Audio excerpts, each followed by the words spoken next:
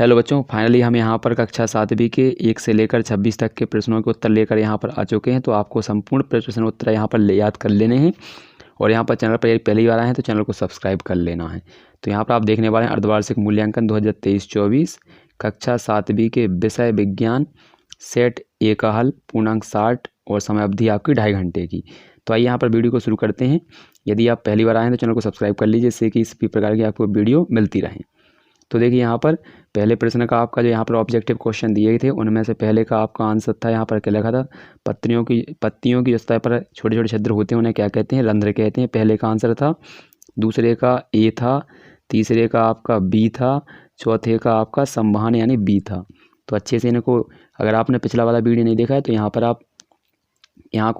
पर आपको उल्टी आई का यहाँ पर चिन्ह दिख रहा होगा आई का, तो इसी पर आप दबाएंगे तो आपको यहाँ पर वीडियो मिल जाएगा कक्षा 7 का। ठीक है, तो इसमें आपको क्या हो जाएगा, गहरा गुलाबी था। इसके बाद ये रिक्त स्थानों को आपको यहाँ पर पोषण भरना है पहले वाले में, दूसरे में प्रकाश संश्लेषण, तीसरे में आपको चवर्णक भरना है और इसमें पाचक रस भरना है। इसके बाद अगला आपका 10वां था। 10 में आपको क्या लिखना है, इसमें क्या लिखा है, अशुद्ध जल की प्रकृति उदासीन होती है, तो यहाँ पर उदासीन लिखना है। आइए अब यहाँ पर क्वेश्चन आंसर देखते हैं 11 से। तो 11वां क्वेश्चन ये दिया गया आपका, 12वां, ठीक, और 13वां, 14वां, 15वां और 16वां। आइए इनके आंसर देख लेते हैं पहले। तो क्वेश्चन आप देख ही लीजिएगा, तो यहाँ पर हम आंसर देखेंगे। तो देखिए ये रहा क्वेश्चन नंबर हमारा 11 क्या था, पहले क्वेश्चन पढ़ लेते हैं। तो यहाँ पर ये रहा, जड़ द्वारा अवशोषित जल खनिज पत्तियों तक किस प्रकार पहुँचते हैं। ठीक है, तो इस प्रकार से देखिए ये रहा आंसर, जड़ द्वारा अवशोषित जल एवं खनिज पत्तियों तक वाहिनियों द्वारा पहुँचते हैं। ये वाहिनियाँ नली के समान होती हैं और जड़ों से पत्तियों तक फैली होती हैं। तो ये हमारा क्वेश्चन नंबर यहाँ पर 11वें का आंसर है। इसके बाद 12वां क्वेश्चन क्या लिखा है, प्रकाश संश्लेषण का चित्र बनाना है।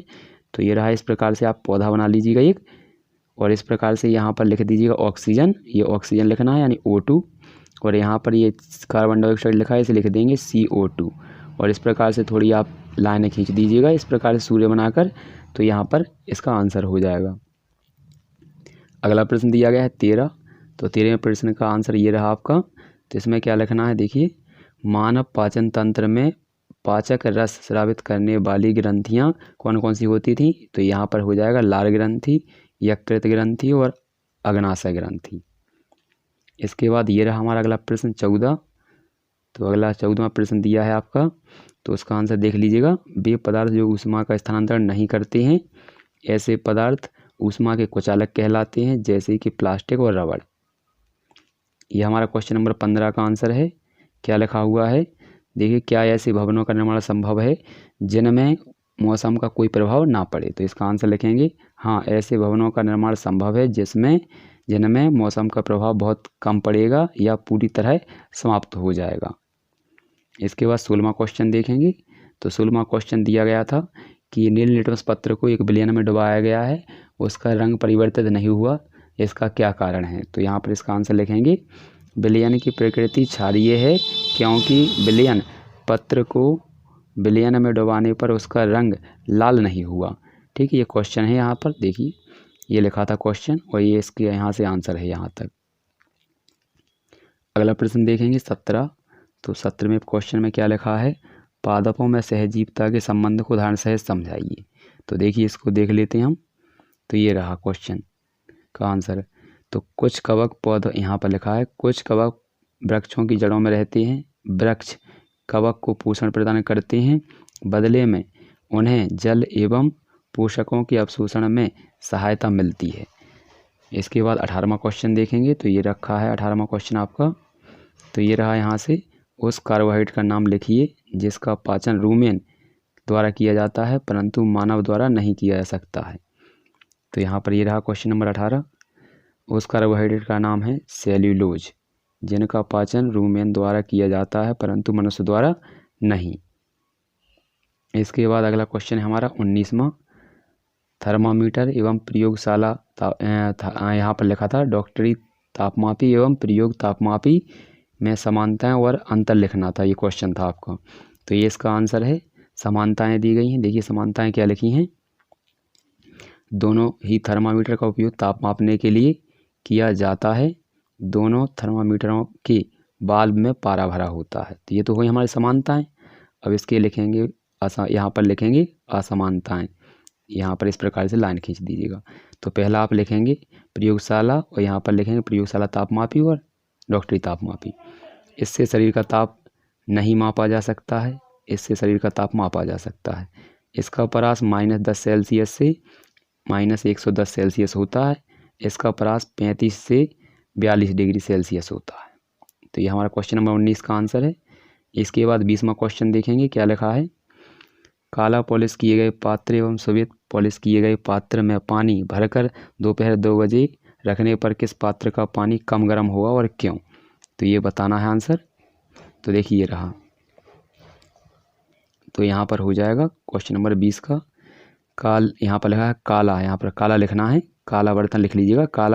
काले बर्तन की अपेक्षा सफ़ेद बर्तन का पानी कम गर्म होगा क्योंकि काला रंग ऊष्मा, यहाँ पर क्या लिखना है ऊष्मा लिख लीजिएगा, यहाँ पर ऊष्मा, उसका क्या ऊष्मा का अच्छा सुचालक होता है। अच्छे से कंप्लीट कर लीजिएगा। इसके बाद ये दिया है आपका 21वां क्वेश्चन। तो 21वें क्वेश्चन में क्या लिखा है देखिए, चींटी के काटने पर त्वचा पर कैलेमाइन का विलयन क्यों लगाया जाता है। तो इसका आंसर ये रहा। तो यहाँ पर लिखा है जब चींटी काटती है तो वह त्वचा पर फॉर्मिक अम्ल छोड़ देती है जिससे खुजली और दर्द होता है। कैलेमाइन अम्ल इस प्रभाव को नष्ट कर देता है और हमें आराम मिलता है। तो ये 21वें क्वेश्चन का आंसर था। अच्छे से लिख लीजिए इसको। इसके बाद 22वां क्वेश्चन देखते हैं। तो ये रहा क्वेश्चन नंबर 22। लिटमस पत्र द्वारा आप अम्ल, क्षारक, उदासीन पदार्थों की पहचान कैसे करेंगे।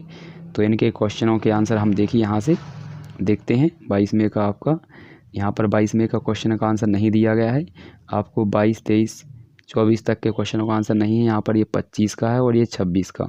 इसके बाद जो अगली वीडियो आएगी उसमें आपके शेष क्वेश्चनों के आंसर मिल जाएंगे। तो देखिए 25 का समुद्र समीर और थल समीर।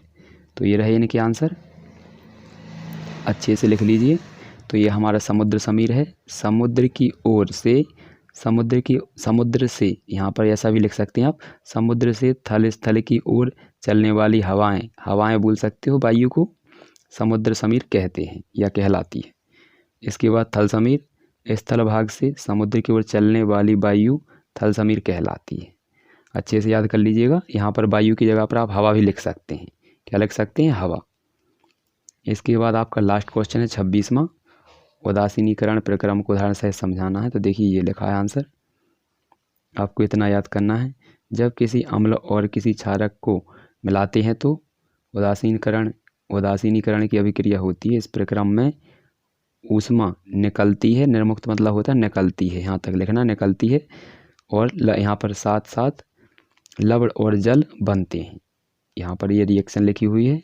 तो इसको अच्छे से कंप्लीट कर लीजिए। तब तक आपके जो शेष क्वेश्चन है उनका भी आंसर आपको भेज दिया जाएगा। मिलते हैं अगले वीडियो में नेक्स्ट पेपर के साथ में।